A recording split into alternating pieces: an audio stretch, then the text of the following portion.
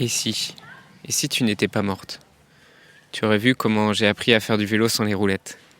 Tu aurais été là pour me donner la main à mon premier jour de classe et à chaque premier jour de classe qui ont suivi.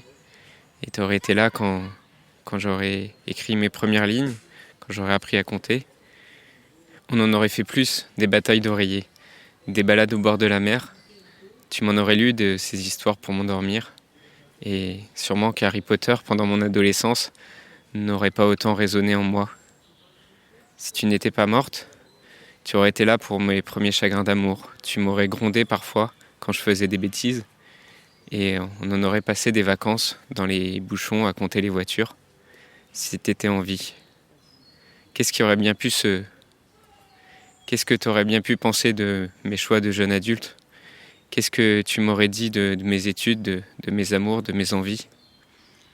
Mais tu es morte, et tous ces si n'auront jamais de réalité. Dans un monde où la question de la mort est souvent taboue, où vivre un deuil signifie encore être jugé, provoquer de la gêne, de l'incompréhension, quand ce n'est pas de la pitié, la grande question est celle-ci.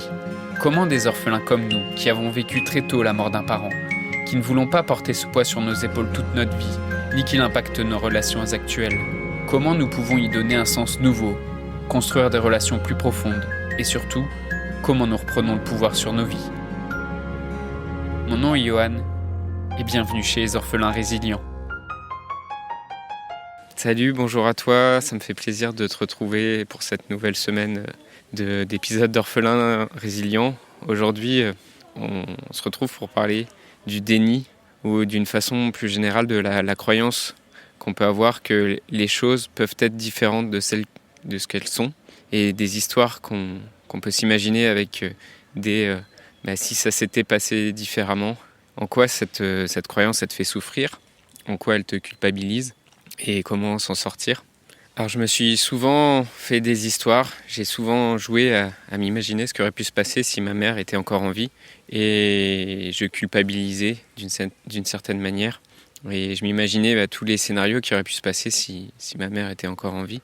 Et c'est aussi un fonctionnement que j'avais tendance à répliquer dans beaucoup d'autres situations de ma vie, de passer énormément de temps à juste mentalement à faire des scénarios, soit après des situations conflictuelles ou des situations qui étaient engageantes pour moi, ou soit après différentes interactions ou des rencontres avec des gens.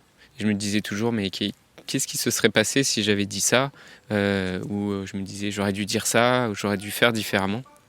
Et dans l'autre sens aussi, avant un événement, avant un rendez-vous, un examen un peu décisif, j'avais aussi beaucoup tendance à me faire le film à l'avance et à imaginer tous les cas de figure. Et donc ça entraînait pour moi encore plus de stress, parce que quand j'imaginais les choses avant, finalement ça me faisait encore plus stresser. Et quand je refaisais le film après, ça me provoquait beaucoup plus de culpabilité. Et c'est comme si juste, en fait, j'acceptais pas que les choses soient passées, qu'elles soient passées de telle façon, et comme si je voulais à tout prix tout contrôler. Et dans le cadre du deuil, dans le cadre du deuil d'un parent, l'histoire et le scénario qu'on se refait et qu'on se raconte, c'est d'autant plus décisif que le côté émotionnel de l'événement est fort en fait. Et donc la culpabilité ressentie ou l'angoisse qui sont liées avec l'histoire qu'on se crée dans la tête sont encore plus forts. Et ce réflexe de construire des scénarios mentaux, d'imaginer mentalement une autre réalité, c'est quelque chose que j'ai croisé chez d'autres orphelins. Et à la base, en fait, il y a cette croyance que les choses pourraient être différentes. Et donc, il y a une sorte de déni de la réalité. Et j'ai compris que j'avais cette croyance en faisant ce travail sur les émotions et sur les pensées.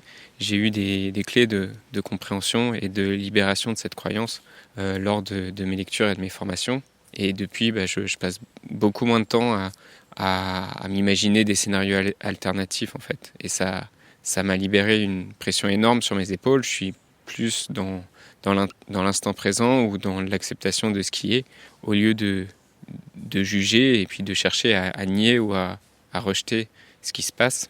Ça m'aide à vraiment être concrètement plus dans le moment présent et aussi avec les personnes qui m'entourent, d'être moins dans le regret ou la culpabilité du passé ou le stress et l'appréhension du futur. Donc je pense que cette présence, surtout, c'est un élément essentiel de la qualité qu'on peut avoir avec les personnes qui nous entourent. Alors comment on fait avec cette croyance ? Et je dirais même que c'est une habitude mentale en fait de s'imaginer un autre scénario que ce qui a pu se passer. Et d'où ça vient cette culpabilité ? Je t'invite d'abord à aller chercher dans tes pensées, dans les situations que tu vis aujourd'hui, partout où va se poser cette question, où tu te dis les choses peuvent être différentes de ce qu'elles sont, j'aurais pu penser différemment, ça aurait pu être différent, et tu vas te rendre compte en fait qu'on est accro à cette pensée. Et que cette idée que ça se passe mal, que les choses peuvent être différentes, c'est quelque chose qui pourrit un peu notre vie et qui est là partout. Et c'est en fait une cause de souffrance qui est immense. Et donc à partir du moment où tu vois ce fonctionnement, où tu vois que tu fonctionnes comme ça, et tu te dis, oui, ok, mais il faut que ça s'arrête en fait. Je ne vais pas continuer à fonctionner comme ça parce que ça ne fait pas de sens. Et juste quand tu vois cette pensée, tu t'arrêtes, tu fais une pause et tu te dis, mais qu'est-ce qui se passe en fait ? Qu'est-ce que je suis en train de rendre réel ? Et moi, dans ce genre de situation, il y a une question que j'aime bien me poser quand je pars dans ce genre de dialogue ou de monologue interne, c'est je me dis, mais à qui tu parles là, dans ta tête ? Et là, en général, le mental il bug parce qu'il n'y a pas de réponse à qui je suis en train de parler, à qui je suis en train de raconter ce film. En croyant que les choses peuvent être différentes de ce qu'elles sont, tu juges la réalité. Ok, on va prendre un exemple très concret et basique pour que tu comprennes bien c'est quoi le système et le chemin de pensée. C'est là, à ma gauche, là, actuellement, il y a une chaise et cette chaise, elle est blanche.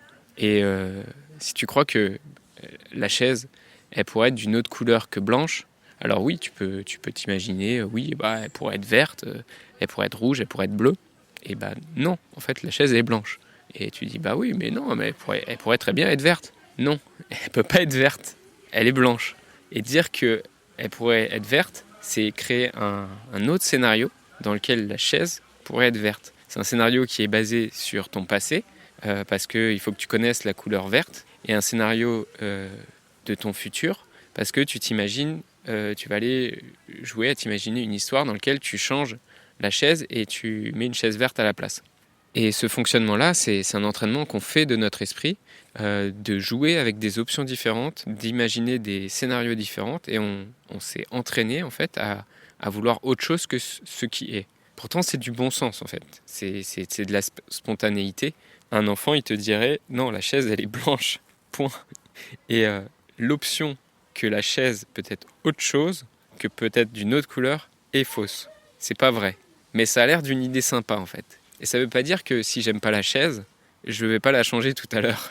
Mais d'où est-ce que je vais changer la chaise ? Est-ce que je vais la changer de ma critique qu'elle est pas bien, ou de mon acceptation totale que la chaise est blanche, mais que finalement, elle n'est pas tout à fait cohérente avec le reste de la déco. Parce que si je suis en train de me dire que juste la chaise, elle est pas bien, que je juge, que je critique, et que je suis juste en train de juger le moment présent. Et tu vois, j'ai pris cet exemple de la chaise parce que c'est un exemple qui est chargé d'aucune émotion. Mais tu comprends bien que si tu es dans le déni, ou si comme moi pendant longtemps tu t'es fait des scénarios, tu t'es imaginé ce qui aurait pu se passer, ça s'applique de la même façon à la mort d'un parent. Est-ce que la mort aurait pu ne pas avoir lieu ? Non, elle n'aurait pas pu ne pas avoir lieu. Est-ce que les choses auraient pu être différentes ? Non, elle n'aurait pas pu être différente. Parce que la réalité, c'est que c'est ça ce qui s'est passé. Et en fait, c'est une cause de souffrance supplémentaire que d'imaginer que les choses auraient pu être différentes. Et cette histoire que tu construis, que tu t'imagines, c'est une histoire de ton ego. C'est ton ego qui l'écrit concrètement et qui cherche à contrôler cette histoire. Mais en fait, il y a une distance entre toi et ton ego. Et t'es pas juste ton ego. Ton ego, c'est le personnage que tu t'es créé. C'est le personnage à qui on a donné un prénom, une identité et des choses à faire. Mais ton ego, c'est pas toi. Et en tout cas, ce qui est sûr, c'est que pour ton ego, apparemment, par contre, c'est très important que la chaise soit de la bonne couleur. Parce que pour lui, pour ton ego, c'est sa place de choisissance, sa place de contrôlant qui est remis en cause sinon. Donc tu pourras t'attacher encore quelques semaines ou quelques mois à cette volonté d'imaginer des scénarios alternatifs. Et je t'inviterai juste à observer ces pensées et à les accueillir, à faire une pause, et à écouter l'émotion qu'il y a derrière. Parce qu'en fait, l'histoire, elle est juste là pour te faire oublier ton émotion. Et l'émotion, c'est la peur, la tristesse, la joie ou la colère. Et cette émotion, tu la vis maintenant, dans le moment présent. Alors que l'histoire, le ressenti, c'est l'histoire que tu vas coller sur l'émotion, mais c'est pas l'émotion. Et c'est ce qui t'invite à vivre plutôt une histoire du passé ou une histoire du futur. Et donc, je t'invite vraiment à écouter ton émotion, à la ressentir, à la recevoir et l'accepter telle qu'elle est. Et à ce moment-là, tu pourras faire le choix de ne plus croire à cette pensée que les choses peuvent être différentes de ce qu'elles sont. Parce que c'est juste du bon sens.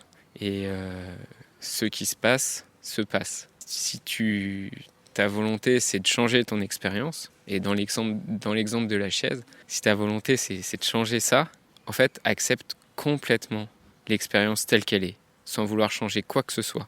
Parce que, en fait, c'est de cette acceptation que tu vas obtenir les meilleures réponses. Donc, si tu veux changer ton expérience, accepte-la complètement telle qu'elle est, sans changer quoi que ce soit.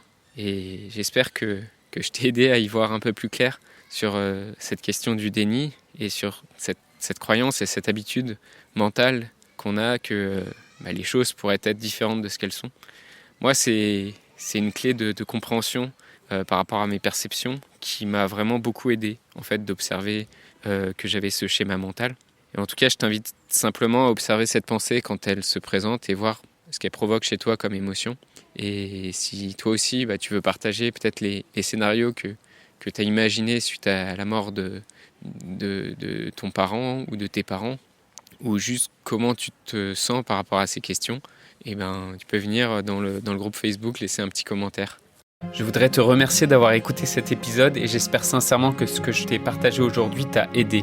Si ça t'a aidé, alors assure-toi de le partager avec quelqu'un d'autre qui en a besoin. J'ai créé récemment un groupe Facebook qui rassemble des orphelins ayant pour mission de partager leur expérience et de s'entraider. Ce groupe s'appelle Orphelins Résilients et l'accès est gratuit. Tu peux retrouver tous les détails pour rejoindre le groupe dans la description du podcast. Orphelins Résilients, c'est une communauté d'orphelins entreprenants, audacieux, ayant réellement envie de faire une différence dans leurs relations auprès de leurs proches et avoir une vie de couple inspirante. Dans ce groupe, tu retrouveras des interviews d'experts et d'artistes, des questions-réponses, des lives et des méditations, et surtout un groupe d'orphelins motivés, courageux et bienveillants. Donc je t'invite à rejoindre le groupe dès maintenant, c'est l'endroit dans lequel je partage le plus de contenu en ce moment. Le podcast Orphelins Résilients, c'est un nouvel épisode tous les jours du lundi au vendredi à 8h. Merci encore pour ton écoute. Je te laisse découvrir le sujet du prochain épisode. À très vite. Dans le prochain épisode, on parlera de solitude et de comment j'ai soigné ma peur de l'abandon.